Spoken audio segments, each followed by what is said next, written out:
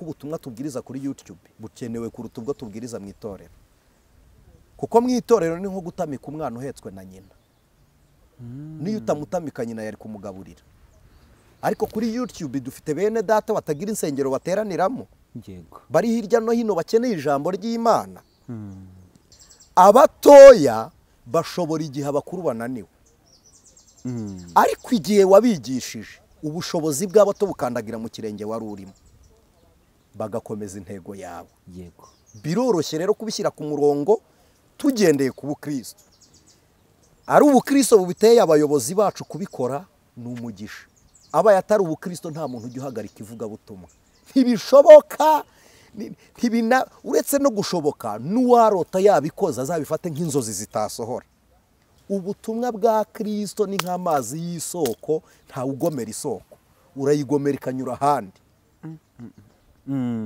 Ubutumwa bwa Kristo, ariko urakina vita ba ANICET tuvutse mu maraso ya Kristo. Kugira ngo duhagarara tubwirize turi hejuru y'amaraso y'intumwa. Ba Petero babambwe bacuritse, ba Paulo baciye ibihanga, ba Barutimayi bashishuye uruhu, batoma babateye amacumu. Ibi turimo ni umurimo uri guturuka mu rupfu rw'abemeye gupfira ubutumwa. Ntiwabihagarika rero uriho, ntibishoboka. Ubutumwa ntibujya buhagarara, kuko nibutse n'abandi nta n'uburwanirira. Kurwanirira ubutumwa ni ukubutanga. Yes, reka nongere mbasuze romba ikaze mbifuriza amahoro y'Imana ahantu hose muherereye. Reka twizere ko mumeze neza cyane. Niba ari mu gitondo twizere ko umunsi buze kubabera mwiza, niba ni mugoroba kandi twizere ko muri buze kugira ijoro ryiza. Uyu ni Umukanguzi TV.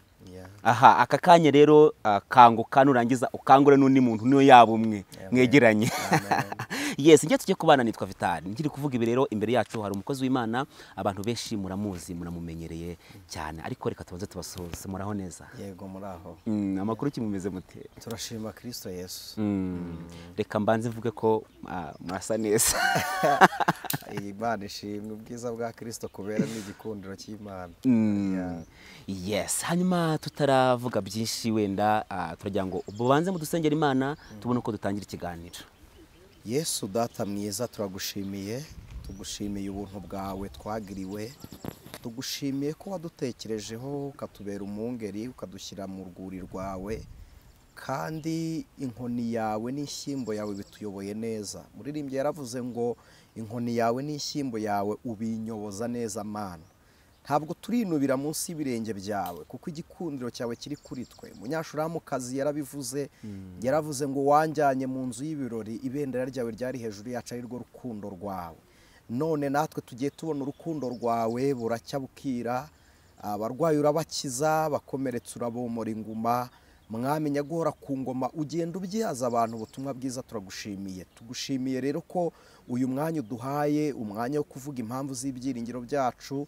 Tugushimiye uyu mwene data muri Kristo, aho ari hose, igihugu arimo, umugabane arimo, uduhaye ngo tuganire nawe ijambo ryawe. Ndagusabye kugira ngo urwaye wo muri twebwe umukirishe imbaraga zawe nyinshi, kandi wari ubabaye umuha umunezero, umunyamasezerano umuhe guhagarara ashikamye, kandi umuntu wese uri gucogora mu byo yizera no mu byiringiro wongere umubere inkomezi, umubere inkingi, umubere urufatiro, kugira ngo agere ku munsi wo kuvuga ku ijwi ry'impanda nta kizinga n'umunkanyari. Tuzazamukane n'abera bose ku bwawe. Turagushimiye rero, yobora ururimi rwacu, yobore mwene data Vitali, yobore nge ndetse n'uyu mwene data uduteze amatwi uri kutureba, umuyobore kugira ngo uturindire intambwe kunyura mu nzira idateguwe n'Imana. Ibiganza byacu birinde imirimo idatunganiye ijuru, ururimi rwacu rurinde amagambo y'uburiganya, amaso yarinde kureba ibitagira umumaro. Udushyire mu cyanya cyawe Mana, uduterekaho wishimira ko tuba, ushaka ko duhagarara wiri uduhagarika. Ko wabwiye Mose ngo hari ahantu bugufi bwanjye, ngwino maguhagarike. Hamagara uyu mukobwa umushyire hafi yawe, uyu musore umushyire hafi yawe, uyu mugabo umushyire hafi yawe, uyu mubyeyi umushyire hafi yawe, kubw'izina rya Kristo Yesu. Mwami, hari ibyo tutamenya ariko wowe utumenyera, bitumenyeshe kugira ngo tubane nawe, tuzi imigambi yawe, biturinde kugucumuraho. Tubisenze twizeye ku bwawe none n'iteka ryose Kristo Yesu. amen. amen. Hanyuma turagushimiye cyane, Imana ibaha umugisha. Amen. Tuguhaye ikaze rero ugiye kudukurikirana ari ubwa mbere. Uyu ni Umukanguzi TV, ni igihe cyawe cyo gukanguka kandi byanashoboka ukagira n'abandi bantu wakangura. Mu by'ukuri rero tugize amahirwe n'umugisha wo kubana n'umukozi w'Imana uyu munsi. Amen. Hari abantu baba babonye ari ubwa mbere, watangiye twibwira.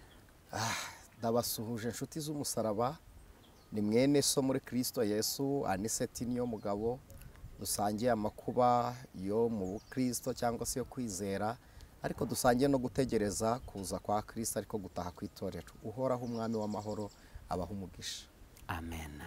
Tugize umugisha wo kubana na ANICET, numwe mu bagabo muri uru Rwanda bafite ubwenge bw'Imana. Yes, kandi bagenda bakangura abantu, bagenda bafasha bahembura imitima y'abantu benshi. Amen. Yes, uyu munsi rero ushobora kuba wabyutse bitameze neza, ukaba wiriwe utameze neza, ariko reka twizere ko Imana yahindura ibihe, ejo ukamera neza. ANICET, mumeze muti? Turashima Imana ko turacyafite guhamya ku kwizera kwacu, kandi turacyafite ibyiringiro muri Kristo, ndumva nta gucogora. Yego, Imana ishimwe cyane. Amen. Uyu munsi rero tugiye kubana n'uyu mugabo mubona ari imbere yacu. Ndaza kugerageza kumubabariza ibibazo nshoboye kumubaza ku nsanganyamatsiko uyu munsi nateguye, kugira ngo atuganirizeho, kuko afite ubwenge bw'Imana, turamukunda cyane kandi mumukunda muri benshi. Amen. Uyu munsi ndumva nifuza ko utuganiriza ku mukristo. Umukristo. Abantu benshi bakunda kuvuga ijambo umukristo, ariko ukumva rimeze nk'indirimbo y'igitero kimwe, ariko wagerageza kubabaza neza ukumva ntabwo bazi ko umukristo ari wa wundi usengera mu idini runaka. Umukristo bazi ko ari wa wundi wabatijwe. Donc mu by'ukuri umukristo ninde? Umukristo, iri jambo umukristo ryaturutse ku bigishwa ba Kristo bari muri Antiyokiya. Antiyokiya ni Siriya ya none. Yego. Biswe abakristo bwa mbere ko bahuye na Yesu, noneho na nyuma y'uko Yesu agiye bakitwara nkawe. Yego. Noneho banyuze muri Antiyokiya, ubugwaneza n'imyitwarire n'ingeso nziza zabo nizo zatumye abantu bo muri Antiyokiya babareba, baravuga ngo nta wundi mwami cyangwa se umutware wagize ibisonga byitwara gutya uretse Kristo. Baravuga ngo aba ni aba Kristo. Yego. Niho ijambo umukristo ryaturutse, rituruka ku muntu wahinduwe na Kristo, ahinduwe nuko yamenye Yesu, hanyuma nyuma yo guhinduka akagenda nka Kristo. Yego. Uwandikiye Abagalatiya igice cya gatanu, igice cya gatanu umurongo wa 24 yaravuze ngo aba Kristo Yesu babambanye kamere n'iruba n'irari byayo. Yego. None umurongo wa 25 aravuga ngo niba tubeshwaho n'umwuka tujya tuyoborwa n'umwuka. Aho yari ari kudefinisa imirimo y'abakristo n'ibyo bakorewe kugira ngo babe abakristo. Ni umuntu ugomba kuba yarabambye kamere. Yego. Yego. None kubamba kamere akaba yarabambye n'irari n'iruba. Hari irari akaba n'imirimo yaryo. Yego. Ibyo byose ni ukubibamba. Kamere, irari yaryo n'iruba ryabyo. Yego. Byose ukabibamba. Pawulo rero we yaravuze ngo isi y'indebye ibona ameze nk'umuntu ubambwe, nanjye iyo nyirebye mbona ibambwe. Rero umukristo ni uwo nguwo. Uvuze iryo jambo ngo kubamba kamere n'imirimo yayo, mu by'ukuri iyo uvuze kubamba kamere, nk'umuntu udukurikiye aka kanya yakumva ko ari ukuyishyira ku musaraba, ari kuyimanika ku giti se, ari ukubireka. Iyo tuvuze kubamba kamere, ubundi kubambwa uyu munsi ntitugifite undi musaraba tuzajyaho. Yego. Ahubwo ni ukwemera ibyakorewe kuwo twagiriweho.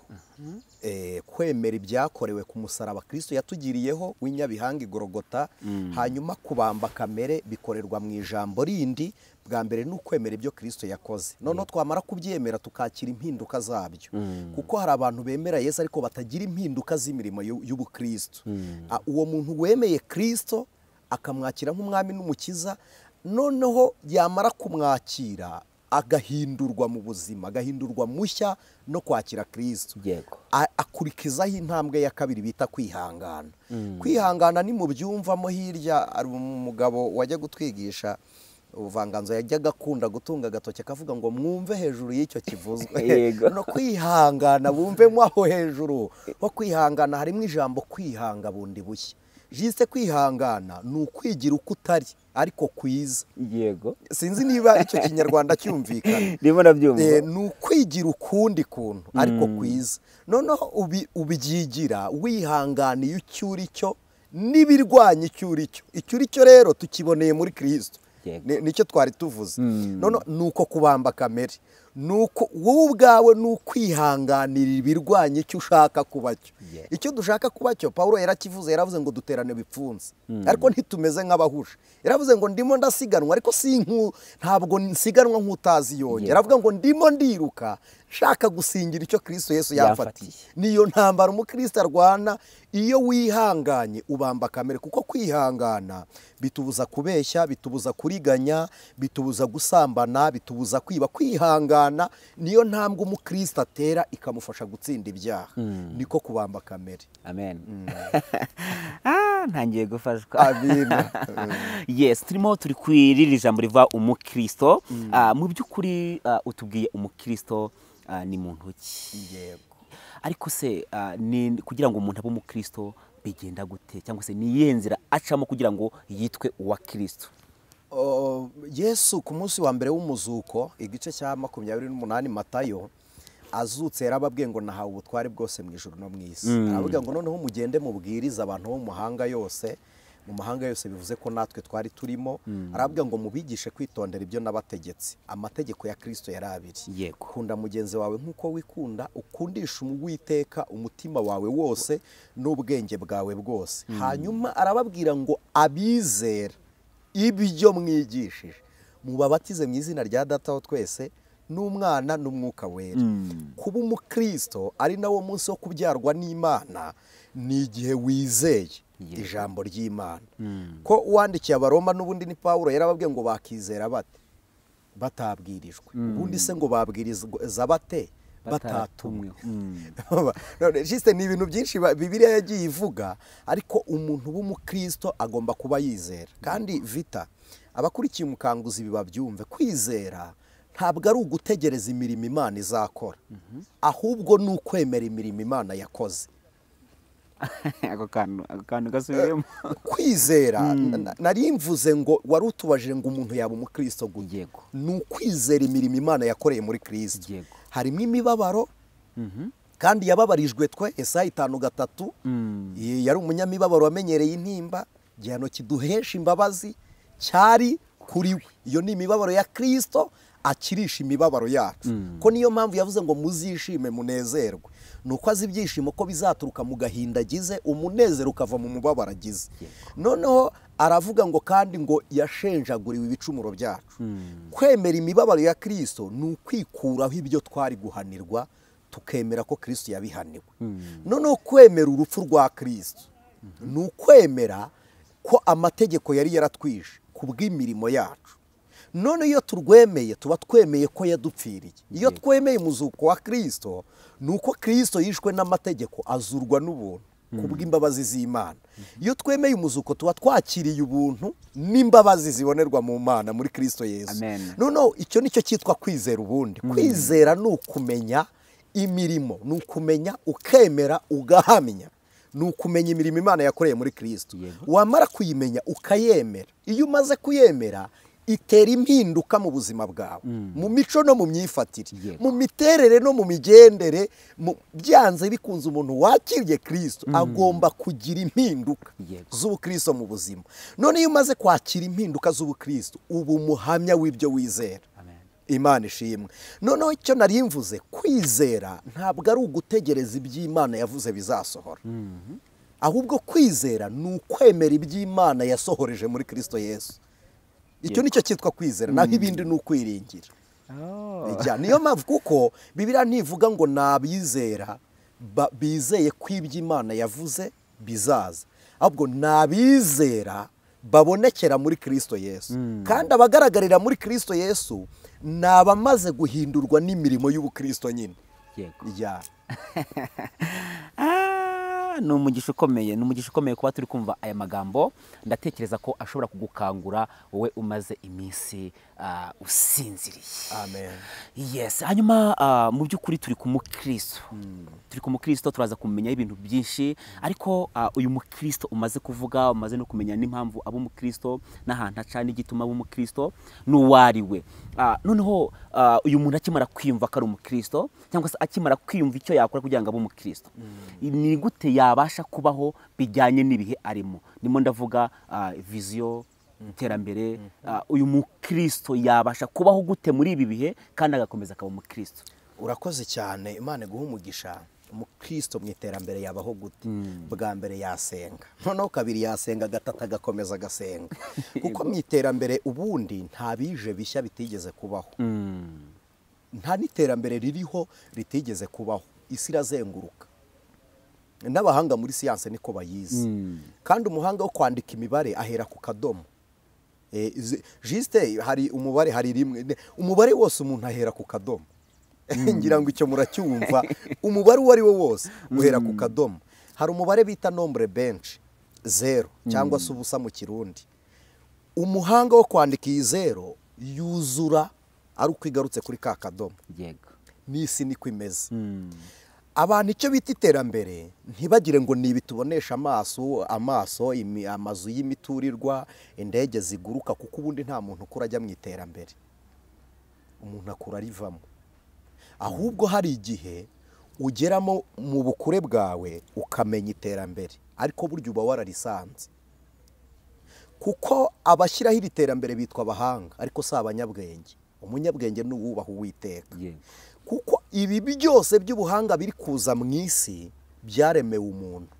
Igitangaje, ibi byaturemewe, indege zaremewe abantu. Imana kutureka tukajya mu masatelite, tugashyira amasatelite ku isanzure, tugashyira indege mu birere, tugashyira ibintu runaka ahantu, ntabwo bigaragaza imbaraga zacu, bigaragaza urukundo Imana idukunda rwo kutwemerera kugera kuri iyo ntambwe. Bihita bigaragaza ko kuko no kujya mu isanzure, wenda mbisubirize rimwe ntaza kuhatinda, no kujya mu isanzure burya umuntu ntaba avumbuye. Njye simbyita iterambere, ahubwo ubushyitsi aho wakagombye kuburi. Kuko ntabwo uremye isanzure winjiyemo, ahubwo urarimenye. Urimenye kuko ryaremwe. Ntibivuze rero ko ari igishya uvumbuye mu maso y'Imana. Gisanzwe gihari, ahubwo ubujiji wari ufite nuko wari utarakigeramo. Noneho abantu bo babibona bikitwa iterambere, ribatera no guhinyura Imana, kandi bageza ahandi hashya Imana yaremye nayo. Noneho kuvuga ngo umukristo yakitwara gute mu iterambere, yamenya iki? Nta muntu ukura yongera iminsi yo kubaho, umuntu akura yigabanya. Igihe umuntu amaze mu isi nicyo gihe yariye ku minsi ye yo kurama. Mu Kinyarwanda vita tugira indamukanyo ivuga ngo mwaramutse. Ese wumva mwirihe jambo kuramuka? Ushyize akanyerezo kuri iyo kuramuka, biravuze ngo ni umuntu wari uriho, ariko uburame bwe bukaba bwageze gute? Bwagabanutse. Ntiyapfuye, ariko uburame bwagabanutse. Mu mashi bo baravuga ngo mwazukire. Urumva ni ukuzuka ko wari wapfuye, ko yari yagiye arasinzira. Twari turi ahandi hantu tutazi. Rero kuvuga ngo umukristo yakitwara gute mu iterambere, nuko yamenya ngo nta kiriho kitashyiriweho we. Noneho nta n'ikiriho kitashyizweho n'Imana.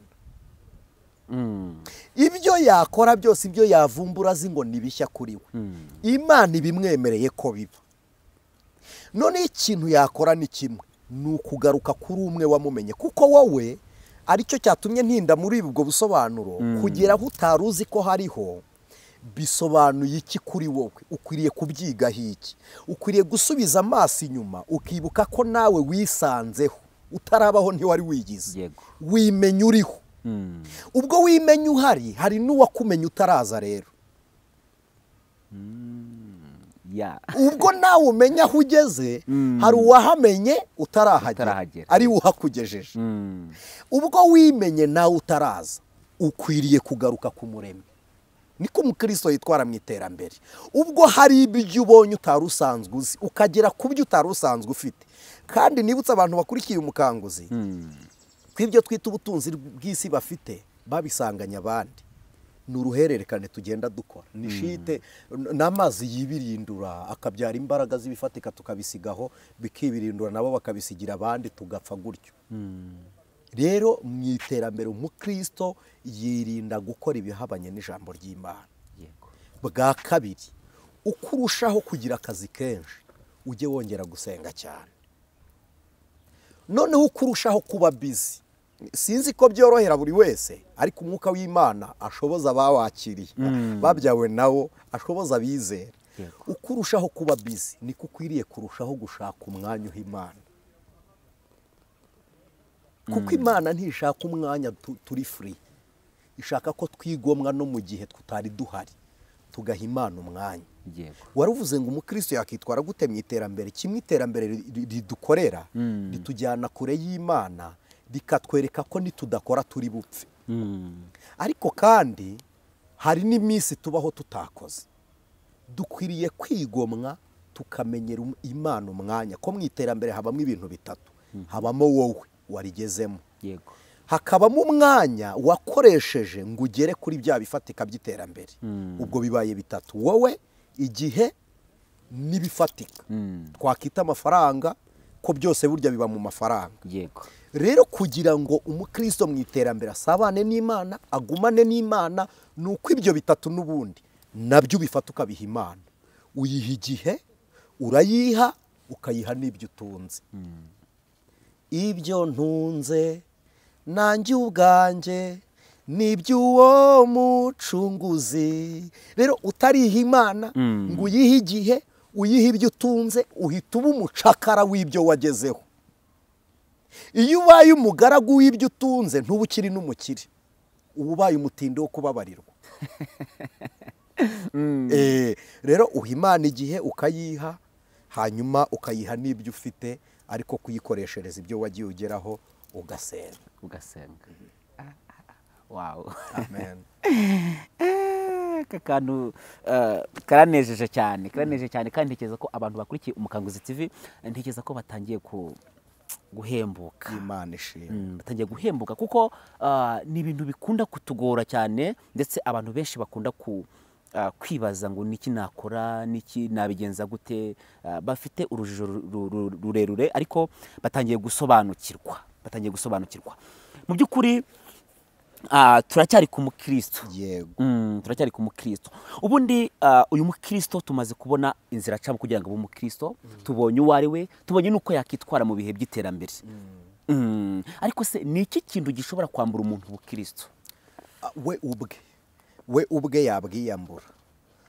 Pawulo yandikiye Abaheburayo, abateolojiya banyihanganire, si ngombwa ko twemera ibintu kimwe, ko bo ntibemera ko, ariko ni teoloji nabwo yabagira iki, ntabwo bemera ko Pawulo ari we wandikiye Abaheburayo, ariko ngenda bihamya kubw'impamvu zanjye bwite ko ari we wandikiye Abaheburayo.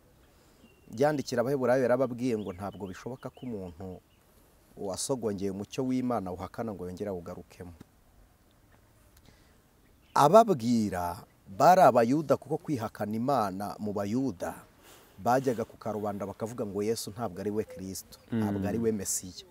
Aya ni amazina atatu atandukanye. Mesiya biravuga ngo ni uwasizwe, Kristo ni uwera uri mu cyimbo cy'Imana, hanyuma Yesu bikavuga umucunguzi. Hanyuma ayo mazina iyo yateranyije biravuga ngo nuje gucungurira Imana Data wa twese kandi wabisigiwe. Rero iyo bajyaga mu ruhame bakavuga ngo ntabwo Yesu ari we Mesiya, byabaga bivuze ngo imirimo ye yose ntibayemera. Bakaba bihakanye umucyo, kugira ngo bawugarukemo byaragoranaga. Ko babaga basubije Kristo ku musaraba, byabaga ngombwa ko bongera bakiga. Pawulo we yaravuze ngo ntibishoboka. Ariko kuvuga ngo niki cyambura umuntu ubukristo, urakoze. Hari inyigisho abantu bakunda kuvuga ngo ni iz'ubuntu, ariko ubuntu bwa Kristo bwagiriwe twe tunabwemere nk'uko buri, ariko ntibudutera gukora ibyaha. Ikintu umuntu yakora akava mu bukristo ni uguhakana ko Kristo atari umwami n'umukiza w'ubugingo bwe. Ubundi icyaha ntikidukura muri Kristo. Ntabwo icyaha kidukura muri Kristo, kuko abantu bateze amatwi Umukanguzi banyumve neza, ntabwo mvuga ko icyaha ari cyo cyaha. Icyaha cyakozwe hano hejuru y'aho turi, ahantu turi hari imbuto nyinshi, hari ibiti by'amapera, hari avoka, hari imyembe, hari imbuto. Uri kubibona. Ukuye iki giti cy'amapera cyangwa iki giti cya avoka ukajya mu giti ugasoroma avoka zose ukazikura hasi ukazita hasi, ntibivuze ko igiti kitazongera kwera. Yego. Noneho bisobanuye iki?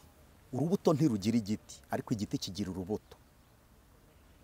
Bivuze ko natwe abantu bihana imirimo y'icyaha, ariko icyaha kikaguma muri bo. Kuvuga ngo Imana imbabarire gusambana si icyaha, ahubwo ni urubuto icyaha cyera. No kuvuga ngo Imana imbabarire gutukana si icyaha, ni urubuto icyaha cyeze. Kandi igitangaje, icyo wakoze igiti cyamaze kukera cyane atotowe cyakuweho. Ahubwo hasigaye iki? Hasigaye kwigisha ya kamere ikora icyaha igahinduka, igasinzirizwa ku buryo idakora cya cyaha, kuruta gushaka za mbuto z'icyaha zigaragara. Kuko abantu benshi batuye imbuto z'ibyo bakoze, ni nk'uko naza nkavuga ngo Imana imbabarire kurya, ntabwo binkuramo ibyo nariye. Ibyo nariye biraza, kandi umurimo wabyo urakomeza ukorwe mu mubiri. Rero kuvuga ngo icyaha nicyo gikura abantu kuri Kristo, ntabwo biriya bakoze ari byo bibakura kuri Yesu, ahubwo ya kamere igumye gutegura gukora ibindi niyo ituma umuntu ategerana n'Imana. Bisobanuye iki rero? Iyo kamere ikwiriye gusinzirizwa. Isinzirizwa ryari? N'igihe twumva ijambo ry'Imana tukemera gukora ibyaryo. Noneho uyu muntu ufite kamere ashobora kwihana cya cyaha yakoze twe twita icyaha, ariko yagaruka agahakana Kristo. Iyo amuhakanye ntiyongera kuba umukristo. Ariko iyo yakoze cya cyaha akagaruka kuri Kristo akavuga ati nacogoye, kandi reka mbabwire ndi imbere yanyu sinzanywe no kwerekana intege nkeya z'abatubanjirije, ariko nta muhanuzi n'umwe muri Bibiliya mutazasangana gucogora. Umuntu umwe muri Bibiliya wenyine niwe udafite iminsi yo gucogora kwe, ni Kristo Yesu. Undi wabigerageje yagize uruhande rutoya rw'intege nkeya si ngombwa kuzivuga, ni Enoke. Mu bantu dufite ibyo twigiraho, Kristo niwe wenyine. Mose yaracogoye, Imana imubwiye ngo tegeka urutare, ararukubita. Ahagarara n'imbere y'Abisirayeli aravuga ngo tubakuriye amazi mu gitare. Siwe n'Imana ibivuze. Ba Daniyeli bagiye bagira ukuntu bacogora ariko bakagaruka. Icyo nshaka kuvuga ni iki? Icyaha ntikigutere guhunga Imana, ahubwo gitume bahungira ku Uwiteka. Sibyo?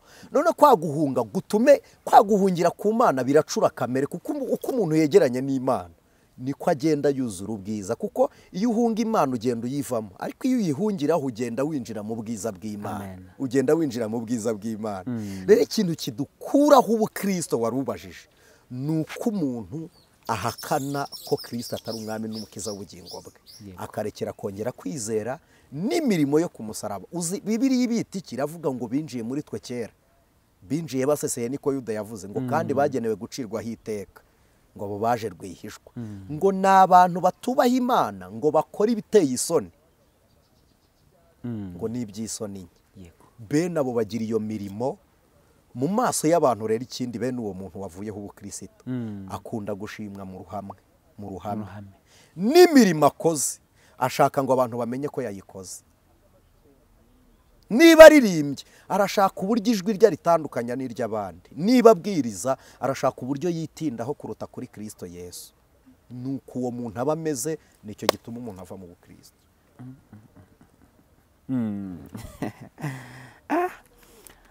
We ukurikiranye kino kiganiro uri kucyumva ugeze ahangaha tugeze, tekereza ko aka kanya waba wakanze kuri share kagira undi muntu usangiza, kugira ngo nawe agende afashwa n'aya magambo, kuko arimo ubwenge bwinshi kandi araza kugira umumaro ukomeye ku bakristo ndetse n'abandi bantu bashaka kuba abakristo.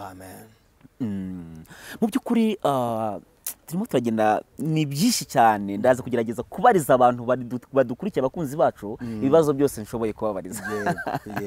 Yes, mu by'ukuri tumaze kubona ikintu gishobora gukuraho umuntu ubukristo cyangwa se gishobora kumwambura ubukristo. Hari igihe gishobora kugera mu bukristo cyangwa se mu bukristo bwanjye gishobora kugeraho ku buryo inshingano cyangwa se title mfite ishobora kunyibageza ko ndi umukristo, cyangwa se title mfite ishobora kurenga ubukristo, reka mbivuge gutyo. Ubundi izina rihagije risumba yandi mazina yose ni ubukristo. Ubupasitori buratakara, bwa apotre buratakara, ubu evangeliste buratakara, ubu diacre buratakara, amazina menshi aratakara, ariko umukristo agira irindi zina rishya burya.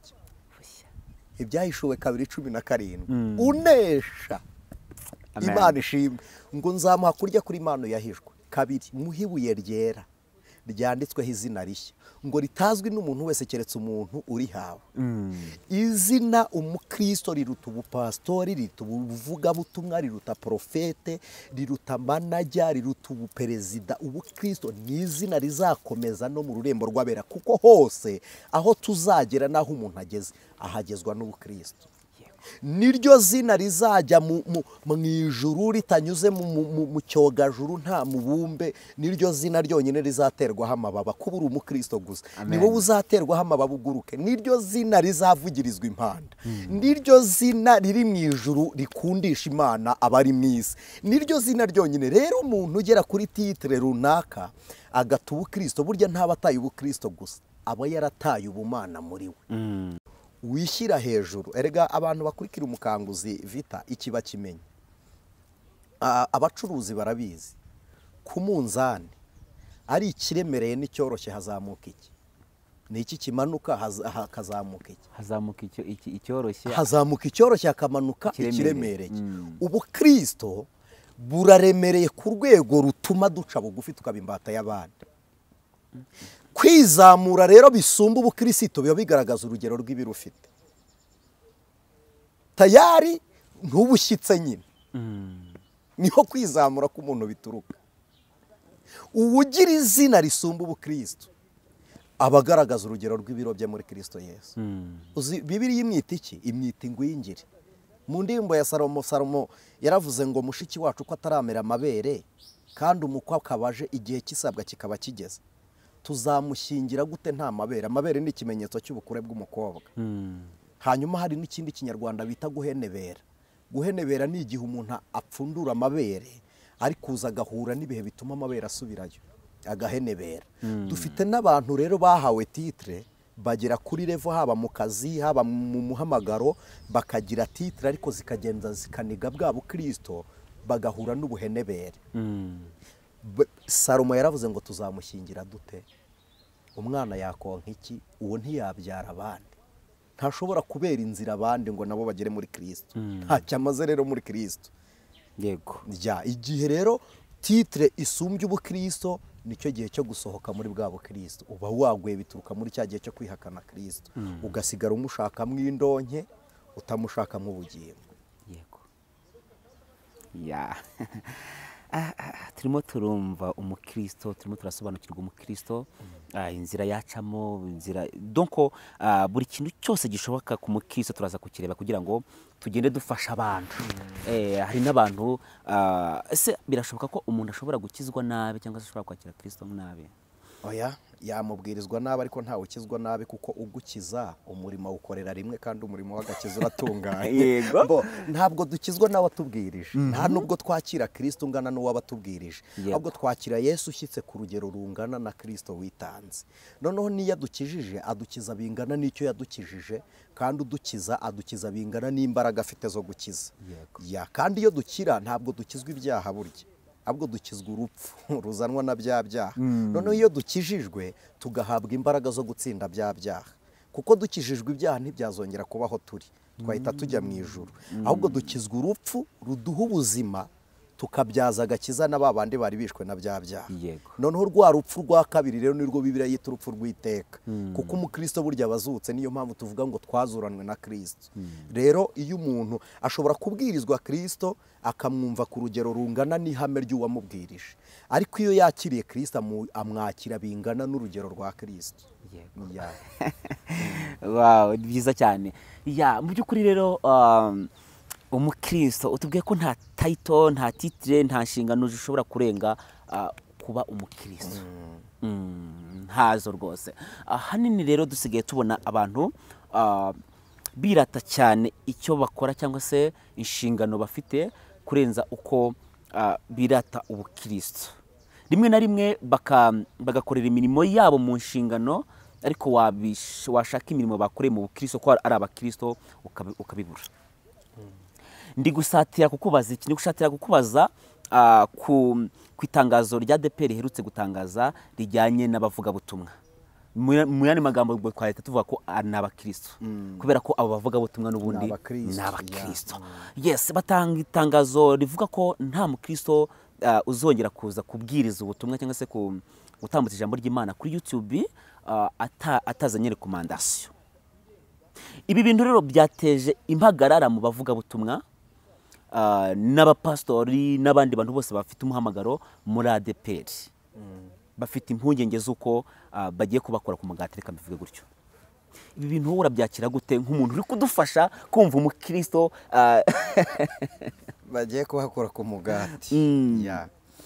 Kumva umukristo mu bihe ubusanzwe abavugabutumwa nibo babwiwe gutyo. Birumvikana ko ikintu abantu bagomba kumenya ni kimwe. Mbere y'uko umuntu aba umuvugabutumwa agomba kubanza kuba ubutumwa.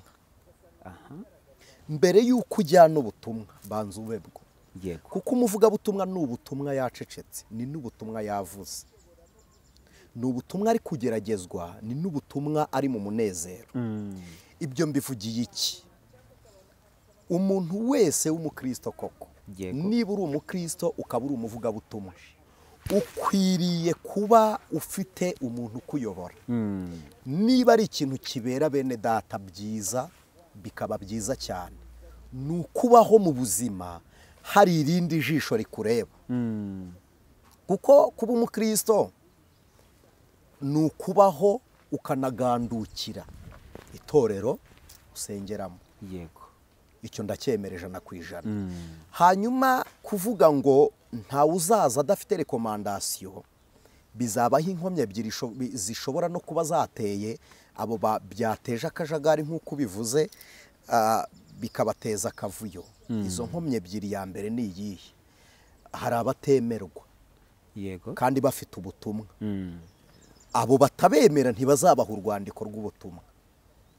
Noneho kabiri, hari n'abantu batemerwa kandi koko nta n'impamvu ibatera kwemerwa. Baratenzwe n'imirimo yabo itaraba ubutumwa mbere y'uko bajya kuvuga ubutumwa. Badakwiriye rwose guhagarara ngo batange ubutumwa bwa Kristo. Abo badakwiriye gutanga ubutumwa bwa Kristo koko, abantu bakurikira YouTube nabo barabazi. Nabo barabazi ko badakwiriye. Noneho abandi bakwiriye batazahabwa ibyangombwa. Reka mbibutse ko twayobotse Kristo mu itorero rya ADEPR. Ntabwo twayobotse abatuyobora. Niba koko utari ikigande, umuntu ukwimye icyangombwa agomba kukikwima muri ubu buryo. Yakubwiye impamvu ukisubiraho nk'umwana ugahanwa. Ariko iyi impamvu idafatika, genda ubwirize ubutumwa bwiza, kuko Kristo yadushyize urugi rufunguye imbere. Yaravuze ngo ntawe ubasha kurukinga.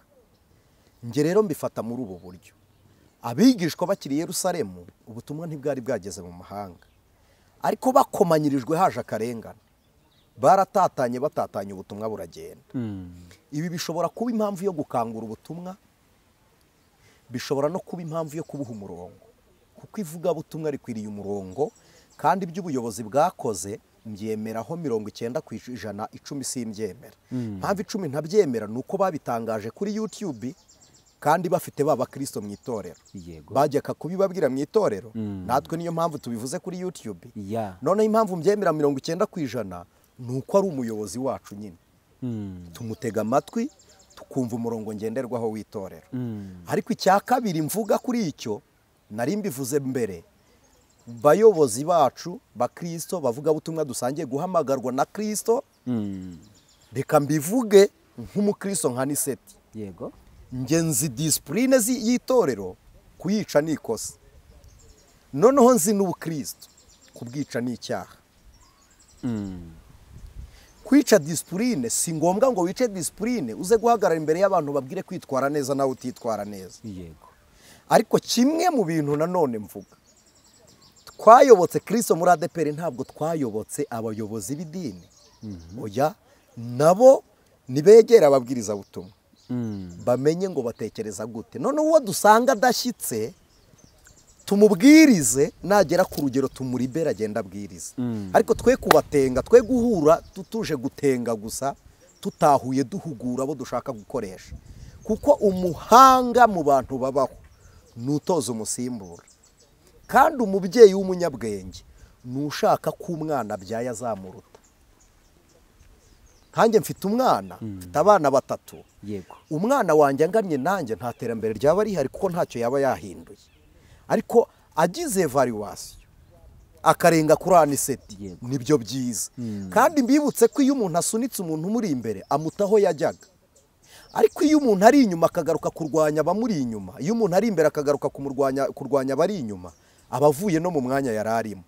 kandi igitangaje, abatoya bashobora igihe abakuru bananiwe, ariko igihe wabigishije ubushobozi bw'abato bukandagira mu kirenge wari urimo, bagakomeza intego yawe. yego biroroshye rero kubishyira ku murongo tugendeye ku bukristo. ari ubukristo bubiteye abayobozi bacu kubikora ni umugisha. abaye atari ubukristo nta muntu ujya uhagarika ivugabutumwa, ntibishoboka. uretse no gushoboka, n'uwarota yabikoze azabifate nk'inzozi zitasohora. ubutumwa bwa Kristo ni nk'amazi y'isoko, ntawugomera isoko, urayigomera ikanyura ahandi. ubutumwa bwa Kristo, ariko urakina vita ba ANICET tuvutse mu maraso ya Kristo. yego kugira ngo duhagarara tubwirize, turi hejuru y'amaraso y'intumwa. ba Petero babambwe bacuritse, ba Paulo baciwe ibihanga, ba Barutimayi bashishuwe uruhu, batoma babateye amacumu. ibi turimo ni umurimo uri guturuka mu rupfu rw'abemeye gupfira ubutumwa. ntiwabihagarika rero uriho, ntibishoboka. ubutumwa ntibujya buhagarara, kuko nibutse n'abandi nta n'uburwanirira. kurwanirira ubutumwa ni ukubutanga, ntabwo ari ukurwanya uwabubereye imbogamizi.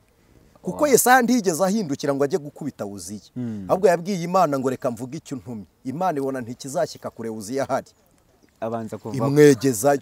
rero icyo mbabwira, nta witambika ubutumwa. umuntu ushaka kumara igihe gitoya ajya ahagarara imbere y'abanyamuhamagaro. Imana igukuraho kuko abo yahamagaye ifite intumbero ibajyanyemo, ariko umuntu ushaka gukorana n'Imana akagira imirimo azahemberwa, ajya rero abanyamuhamagaro, abadisipurine, abaha umurongo. rero ntekereza ko ari umurongo itorero rishyizeho ukwiriye kugenderwaho. kandi ntekereza ko bishobora no gutuma abavugabutumwa rega twari dufite nabo bamenyekana ko hari abo tutazi. igihe cyo gusaba ayo marekomandasiyo ni nko guprezanta umuhamagaro. nimugende musabe inzandiko, ndabyemera 100%, kuko hari abantu baza bavuga ngo ni abanyetorero, mu by'ukuri nta na disipurine y'itorero bafite. bikaba biri ngombwa guhura n'itorero ngo ribigishe. niko numva umuntu yakitwara. muri make wowe bino uri kubibonamo ko ari inyungu y'itorero muri rusange? yego. aha, abavugabutumwa rero abenshi bafite impungenge cyane z'uko baciye kuri YouTube, ndetse bamwe banafashe umwanzuro ko bazabwiriza ikiba kikaba. oya, siko nabifata. ntabwo navuga ngo bazabwiriza ikiba kibe, ahubwo si uwo wafashe uwo mwanzuro wo kubwiriza ikiba kikaba yatse rekomandasiyo barayimwima. ni ikibazo umuntu yakibaza. hari n'abavugabutumwa numvishe bavuga ngo twebwe ngo iyo twatse icyangombwa cy'ivugabutumwa ngo baduhe icy'ubukristo, ngo nta kivugabutumwa baduha. ntabwo bazi itorero bakoreramo uko rikora. ADPR ntigiha umukristo icyangombwa cy'ivugabutumwa, kuko abavugabutumwa ba ADPR ni abapasitori n'abarimu, ntabwo ari ba ANICET. ko nkanjye nta nshingano ngira mu itorero, nta na departement mbarizwamo mu itorero uretse ubukristo. ubukristo rero, umukristo ubundi iyo tuvuze evangelization ya ADPR ihera ku bantu bafite inshingano mu itorero, basengewe cyangwa se abari mu imenyerezwa ry'isengerwa, ariko bakaba bazwi nk'abakozi b'itorero.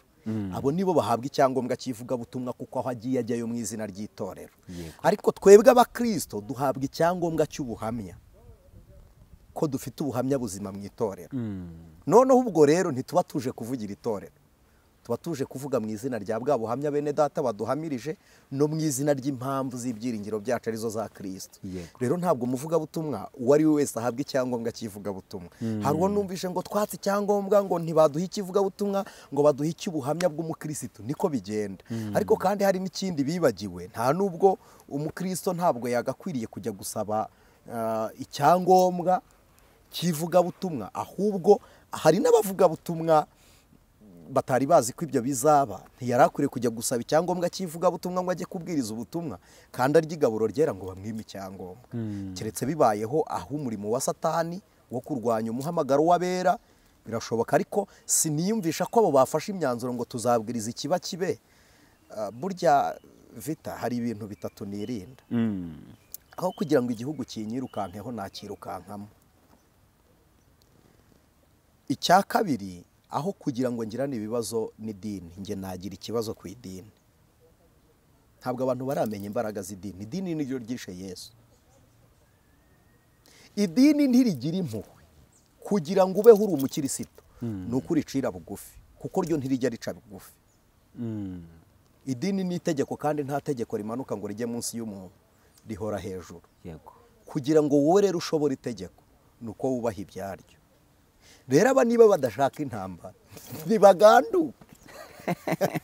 Nimukanduke bene data. Nuko sisiteme y'isi yubatse, kuko niki cyatumaga Yesu akiza umuntu yarangiza akamubwira ngo ugende ariko ntubivuge. Ni ukugira ngo nabivuga biragera mu matwi y'abadakwiriye kubyumva, bahige Yesu mbere bamwica ataragera ku ntego. Ariko nabiceceka biratuma Yesu akorera ibitangaza n'abandi.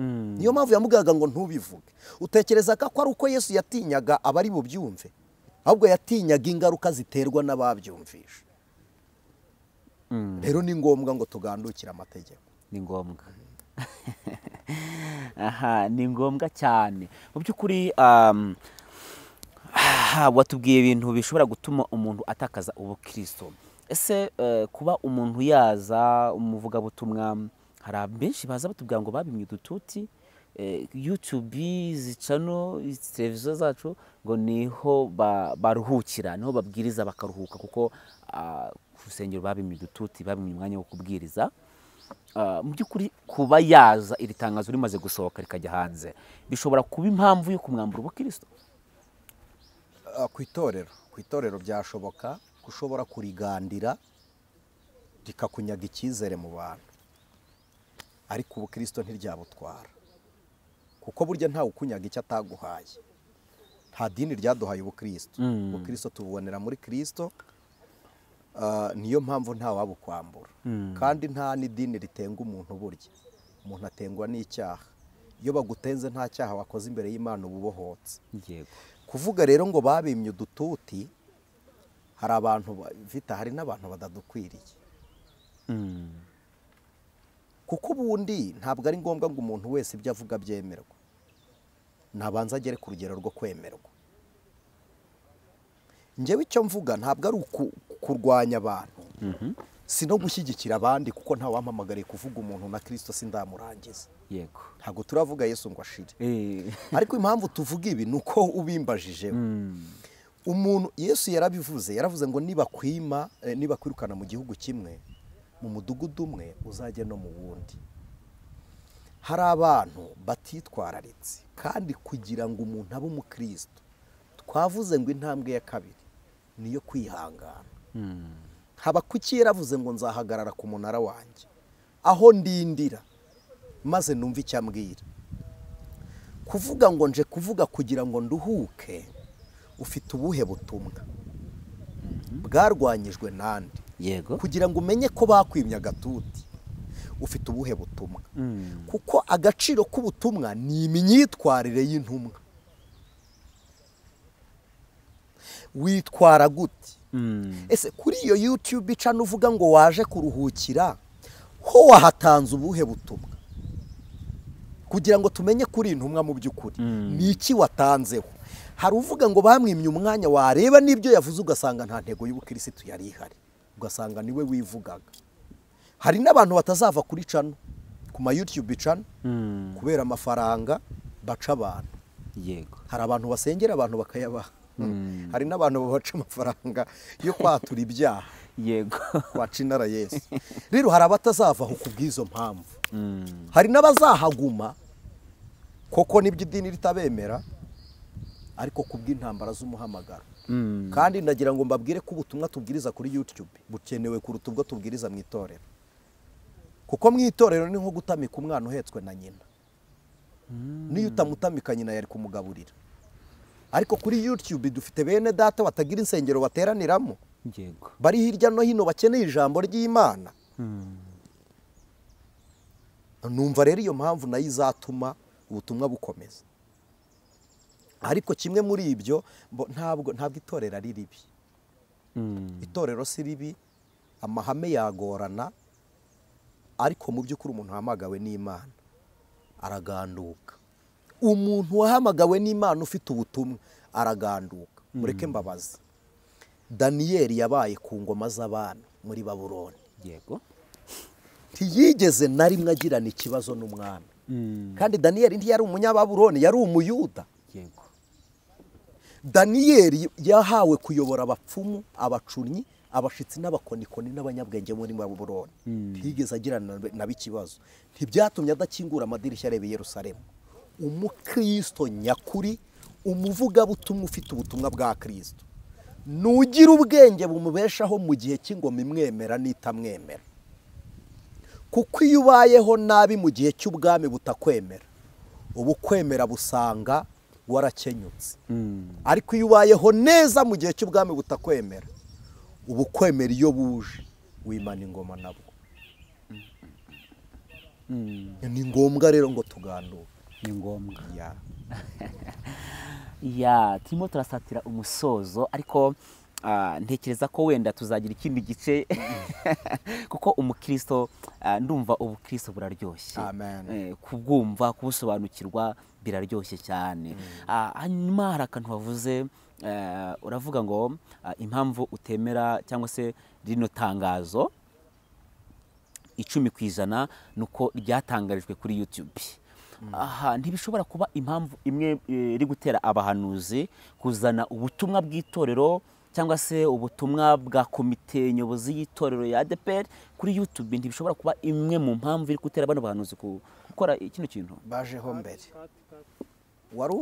Nari nkubwiye nti abahanuzi kuri kwaya macano baje mbere yuko baza gucyahirwaho. Kandi twibutsa abantu bafite ubutumwa ko impamvu itugaragariza koko ufite ubutumwa ni ukumenya aho butangirwa. Impamvu ituma tumenya koko watumwe ni uko tumenya ko wageze kuwo watumweho. Naho kuba ufite ubutumwa bwa ANICET ukajya kuri YouTube channel ntabwo uzi neza niba ANICET ariho kandi si nawe ubuhaye n'abandi bakurikiye iyo televiziyo. Ntabwo ariko bigenda rero. Ubutumwa bushyirwa nyirabwo kandi nta n'umuntu watumwaho ngo ntumugereho. Imana iguha ubutumwa bwaho uzagera. Ntibazakubeshye ngo naramubuze ngo mfite ubutumwa. Ntabwo bishoboka. Imana iguha ubutumwa yafunguye n'inzira yabwo. Abashumba duhurira nabo mu matorero. None se niba ari ubutumwa wabaye igiharamagara ujya kuri YouTube uvuga ibyo bagutumye, wamubuze mu iteraniro no mu giterane, genda umujyi imbere ubumubwira atabushaka, nagenda ubwira Imana ngo nsohoje icyo wantumye. Niba muri office utamugeraho, mufatirane mu materaniro yateranye. Mubwire ngo Imana yarambwiye gutya na gutyo, bikomeze nakubwira ngo ceceka, uceceke ubwire Imana ngo ndakarabye. Ariko sinimvisha ko hari n'umushumba wanze kumva ibyo yatumweho, uretse ko wenda niba nahari ibyo nibye, ariko ubutumwa bw'umushumba ntako bujya ku karubanda. Kandi ujya wumva n'abatumwe ngo kuri politiki, ntabwo ubutumwa bw'igihugu bujya kuri YouTube. Kimwe mu bigaragaza urugero rw'intumwa naho watangiye ubutumwa, kimwe mu bigaragaza ko watumwe ni ukumenya aho watumwe nyine. None se niba utumwe mu isoko rya Nyarugenge ukajyana ubutumwa mu rya Nyabugogo, tuvuge se ko bwashyitse? Ntabwo bwigeze bugera aho bwari bugiye. Biravuze ngo wabaye umuhanuzi nk'umwe wagiye baramubwira ngo nurye uti Imana yarambujije, uti nanjye ndi mwene so nurye niko Imana ivuze. Amaze kurya undi ikiriri cy'umwuka kiraza aravuga ngo noneho kuko wanze iby'Imana yakubwiye intare iragutanyaguza. Ubaye nk'ubu utasohoje ubutumwa rwose, kandi agaciro k'intumwa ni umusozo wayo w'ubutumwa. Yego. Yes, dusatiriye umusozo rero, ariko ntabwo twagenda nanone utatubwiye aka kantu.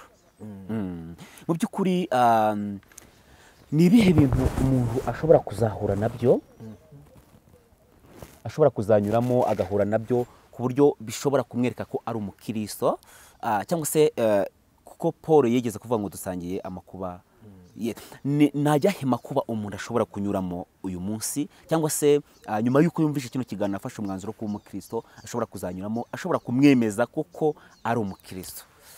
Amakuba se akaba ariyo akugaragariza ko uri umukristo? Intambara umuntu ari gucamo kuko kuzitsinda. Sinumva ko hari amakuba aba ikimenyetso cy'uko uri umukristo, kuko ubusanzwe ibigeragezo by'abizera tubihuriyeho n'abatizera. Ni rusange. Intambara z'abatizera n'abizera bazigeraho, ahubwo itandukanira ari nacyo kimenyetso cy'ubukristo ni uburyo witwaye muri za ntambara, ukazivamo utanuka umwotsi, noneho ukabanamo n'Imana. Kuko ubusanzwe biro y'Imana ni mu bibazo, Imana iba mu bibazo. Noneho ikibazo kiri mu icyaha niho Satani atuye, noneho ikibazo kitari mu icyaha ni Imana ikorera. Yego. Umukristo, ikintu kizakumenyesha ko uri umukristo ni uko mu gihe cy'amakuba uzahungira ibyaha mu kibazo, ukemera kuba mu bibazo aho gukora icyaha ngo uve mu bibazo. Urugero, Yosefu kwa Potifari, yahungiye muka Potifari muri gereza, yahungiye icyaha mu kibazo, ariko iyo ahungana icyaha akakijyana mu kibazo, urubori rw'icyaha ni ikibazo, n'urubori rw'ikibazo ni icyaha. Ariko ibyo bibiri iyo bitari hamwe ntibikwica, nta n'icyuba. Shaduraka, Meshake na Abedenego bajya mu itanura ry'umuriro, bajyanyemo ikibazo ariko nta cyaha cyari gihari, nicyo cyatumye umuriro uzima. Daniyeli mu rwobo rw'intare yajyanyemo ibibazo ariko nta cyaha yajyanyemo, nicyo cyatumye intare itamurya. Ikizakugaragariza kubana n'Imana ni ukuba mu bibazo udafite mu ibyaha, noneho no mu gihe cy'ibyaha ukabihunga wemera ibibazo. Niko ijambo ryavuze ngo mwemere kugeragezwa kwayo, ngo kwihangana, ngo kugira ngo kwihangana kwanyu gusohoza umurimo wako. Yes. Nisitereka tugushimire cyane kubw'uyu mwanya uduhaye, kandi kubw'amagambo meza. Tunashimira Imana yaguhaye ubu bwenge bwo guhembura abantu b'Imana. Ni ukuri turanezerewe cyane, kandi turumva dufashijwe n'Imana cyane kubw'aya magambo. Nimero ze muraza kuzisanga hasi, muraza kuzibona. Ushobora kumukenera, ushobora kumuvugisha, ushobora kwifuza ko musengana, ushobora no kwifuza ko agufasha kugira ngo ube umukristo nyakuri. Yes, mu by'ukuri rero twasoza dusenga Imana, dusengera abantu bose bumvishe ubu butumwa, bumvishe aya magambo, ndetse n'abandi bantu bose bafashe umwanzuro kubw'iki kiganiro cy'uko bagiye kuba abakristo nyakuri. Dusoza dusenga, reka mbigombe mu ntiza akanya k'iminota mike, mbwira abantu ko iyo umuntu abaye umukristo arebera kuri Yesu. Nta cyitegererezo cy'umuntu mu bukristo ukwiriye gushingiraho nk'urufatiro rw'ukuri. Kabone na ANICET tubabwira ntabwo ndi urugero rwanyu, urugero rwanyu ni Kristo, kuko njye nguye warangiza urugero niko kugwa kwawe. Ariko ugize urugero Kristo, abanyembaraga b'imbere yawe baragwa ntutentebukirwe. Batumbire Yesu, niwe banze ryo kwizera, ni nawe ugusohoza. Turagushimiye Mana yacu, turagushimiye Mwami w'ukuri, turagushimiye nyir'urukundo n'icyubahiro wadutekerejeho. Uravuga ngo reka mbabyare muba abana banjye, mbeso mumbera abahungu n'abakobwa. Nasomye ijambo ryawe rirambwira ngo ntabwo uragakorwa n'isoni zo kwitwa Imana yacu. Turagushimiye ko turi urubyaro ruvuye mu bise by'amaraso yamenekeye Igorogota, ukaduha ubuzima bukuye mu mva, uratuzura, tubayeho, izina ryawe nirihimbaza. Wadushyize mu isi turi abakristo kugira ngo tuyibere umucyo, tubifirimbi, tubakanwa k'umukanguzi, dukangura abasinziriye ngo babere maso ubugingo, bategereze kuza kwawe kugira ngo badakangurwa n'urusaku cyangwa ibimenyetso bindi, ahubwo babeshwe maso no kwizera. kugira ngo kwizera kwabo gusohoza imirimo gushingisha urufatiro kuri Kristo. Uyu mwene data wari waraguye, muhamagaza ineza yawe Mana, mubyukisha imbaraga zawe, umukomeresha imbaraga udukomeresheje. Oria bonama edrai pahosanima mwizina ryera rya Kristo. Uyu mwene data ufashe umwanzuro wo guhinduka, muhindure rwose agere ku rufatiro ruzima, mubera Imana.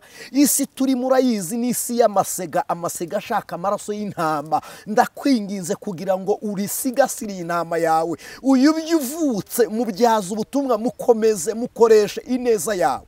Dusenge wari ufite ibibazo byo muri twe, kugira ngo umuramburire ikiganza, ku mutima umuramburire ikiganza, ku mubiri umuramburire ikiganza, mu maraso ikiganza cyawe kibakoreho, mu mitsi no mu misokoro. Mwami, bakire gukorwaho n'Imana kugira ngo impinduka z'ubugingo bushya zibe kuri bo. Turabigushimiye, turindira ubugingo n'intambwe zacu kugeza ku munsi w'ijwi ry'impanda. Ni kubwawe Kristo Yesu tubisenze twizeye, amen. Amen. Ya, turabashimiye mwe mwese mwamukurikiranye kino kiganiro. Niba ari ubwa mbere warukurikiranye Umukanguzi TV, ntuzigende udakoze subscribe kugira ngo tube tubana buri munsi. Ibiganiro byacu byo nakagaruka. Njyewe nitwa Vitali.